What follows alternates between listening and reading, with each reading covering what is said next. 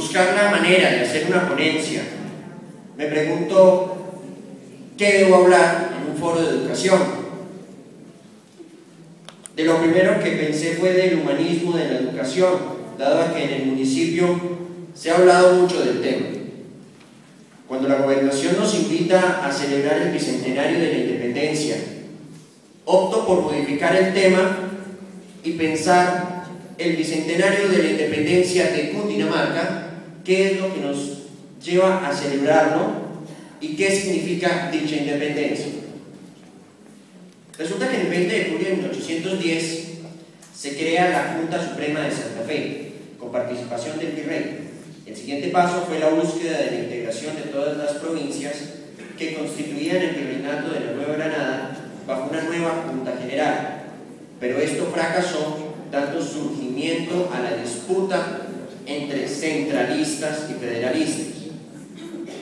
Es más, existía un amplio sector que no propendía por la independencia absoluta de España, como es el caso de la provincia de Cundinamarca, quienes plantearon bajo la presidencia de Jorge Tadeo Lozano la constitución de Cundinamarca como un estado que reconocía a Fernando VII como rey de los cundinamarqueses.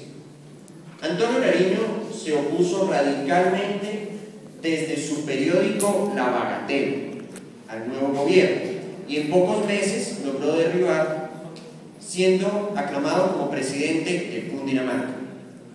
Las tropas realistas, dirigidas desde la provincia de Quito, avanzan desde el sur, ya habiendo tomado Popayán hacia Santa Fe, reforzó a Camilo Torres, federalista, presidente de las Provincias Unidas, y a Nariño, centralista, presidente del estado de Cundinamarca, a unir fuerzas y conformar un ejército bajo el comando de Nariño, quien antes de su partida pide y obtiene que Cundinamarca declare su independencia absoluta respecto de España y de cualquier gobierno que no fuera el propio.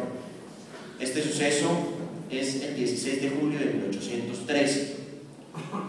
En últimas, en la campaña militar, Nariño termina solo, aislado y abandonado por su ejército, y frente a la derrota decide entregarse en vez de huir a las tropas realistas en Pasto el 10 de mayo de 1814, y nuevamente es enviado preso a España.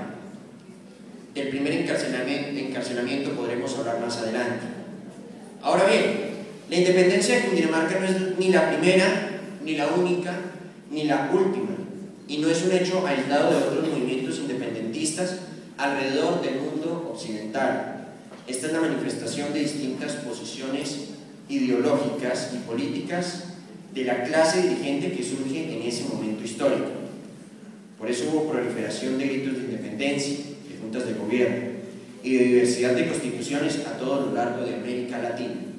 Unas monárquicas, otras democráticas, unas a favor de la metrópoli contra Napoleón, a favor de Fernando VII, hasta que se va radicalizando la total separación y se va buscando la constitución del nuevo Estado-Nación, con su forma de gobierno, con la separación de poderes, con nuevas instituciones, una nueva economía, la importancia de la soberanía y de la educación. Todo esto enmarcado dentro del impulso recibido de la Revolución Democrática Burguesa. Por un lado tenemos la independencia de los Estados Unidos, la Revolución Francesa y la Revolución Industrial de Inglaterra, entre otros. La libertad, igualdad y fraternidad se constituyen como los principios que busca la Revolución Democrática Burguesa, en función de sus intereses, que voy a resaltar. Principios que se plasman en la Declaración de los Derechos del Hombre y del Ciudadano en el marco de la Revolución Francesa.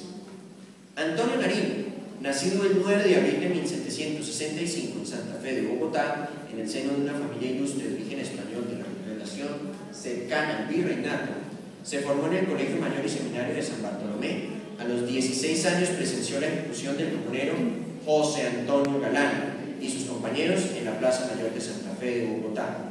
Comerciante especulativo de quina, café y té, poseedor de una biblioteca de más de 2000 volúmenes y una imprenta, la cual le permitió publicar la traducción hecha por él de la Declaración de los Derechos del Hombre y del Ciudadano a los pocos años de ser proclamados en la Revolución Francesa, lo cual constituyó un hecho subversivo para los gobernantes coloniales.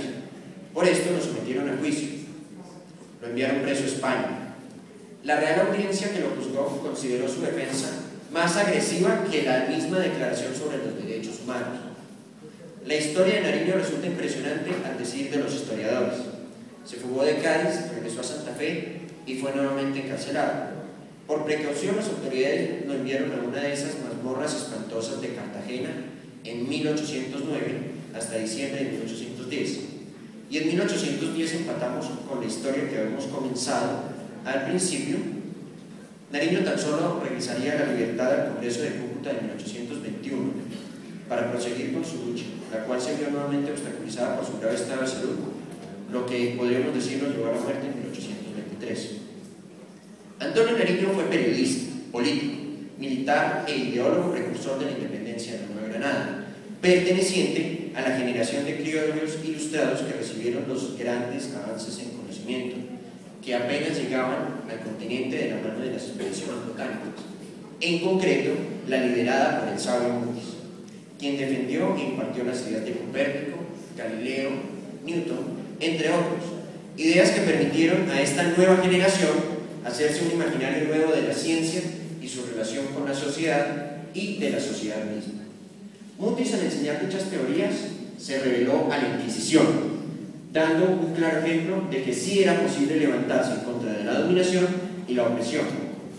Mutis y Nariño fueron grandes precursores, uno en lo ideológico, al cambiar la concepción sobre el mundo y la educación, y el otro en lo político y en las formas de gobierno, ambos abriendo mentes a las nuevas concepciones y a la búsqueda de la libertad.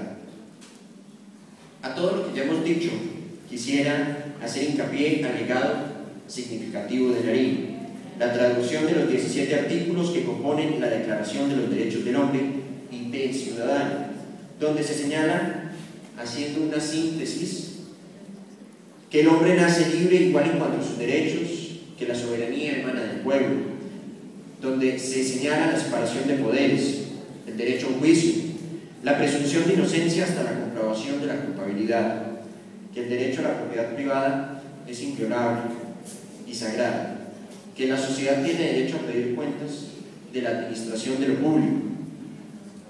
Pero el que más me llama la atención es el derecho al libre pensamiento y a la libre comunicación de los pensamientos y opiniones. Las épocas pueden ser distintas, pero este principio, me pregunto, ¿seguirá teniendo validez? Nariño se hace periodista y tiene una imprenta porque considera vital la expresión de su ideología y sus opiniones, que inclusive defiende con las armas. A pesar de que dicha libertad, igualdad y fraternidad era promovida en países como Francia, Estados Unidos, Inglaterra y la España de la época. A los criollos de la Nueva Granada se les niega. Mutis está con el conocimiento más avanzado a nivel de la ciencia de Europa, y eso es lo que él viene a enseñar acá, donde la ciencia tiene un atraso de más de un siglo, y por esto es juzgado como si fuera hereje. Nariño permaneció la tercera parte de su vida encarcelado por expresar y difundir esos pensamientos de la independencia y libertad, así fuera para su clase a la cual pertenecía, y aquí radica la conclusión de esta ponencia. Como joven estudiante interesado en el tema de la educación, me queda como reflexión de este bicentenario que si la educación en los colegios, en las administraciones, en los municipios, en el departamento y en el país en general no se accede a lo más avanzado de la ciencia y de la tecnología para buscar el desarrollo en todos los aspectos como nación y así poder salir de su desarrollo, y al mismo tiempo la libre expresión de las ideas y puntos de vista, por diferentes y absurdos que sean, no tienen debate de argumentación y refutación promovido desde las mismas aulas de clase, y que en lugar de esto, como le pasó a estos dos ilustres precursores, se les difama, se les aísla, se les excluye, se les coarta, se les oprime, se les tergiversa y persigue. Querido público, hemos perdido 200 o más años de historia. Muchas gracias.